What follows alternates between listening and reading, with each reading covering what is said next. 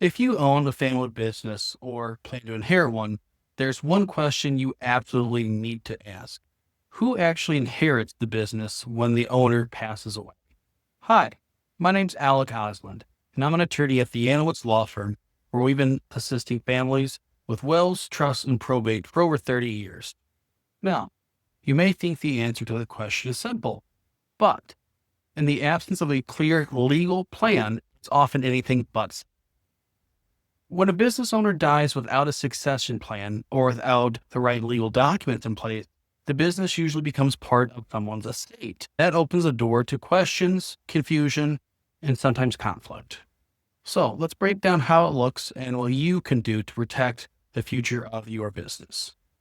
First, if the owner has a will or a trust, that document may identify who inherits the business.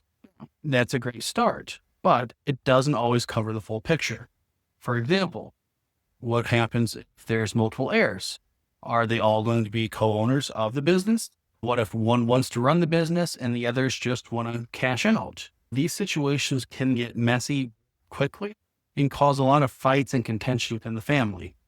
Now, if someone dies and they have no will or no trust, essentially they don't have an estate plan, then the business is going to fall and pass under Minnesota's intestacy laws. That means that the state statute decides who inherits. Generally, that's going to be a surviving spouse, possibly a child as well, or both. And that does not take into account who's actually able to run the business. We just look at what the state statute says with how this interest is going to pass. In other words, the future of everything you built could end up in the hands of someone who has no experience, no interest, or worse, no plan on how to run the business. Here's why having a business succession plan is so important. At the Yanowitz law firm, we work with business owners to create legal documents that clearly state who's going to take over management of the business when you pass away, who's going to actually inherit these shares and ownership of the business. And we also generally add language for what happens if a co-owner wants to sell.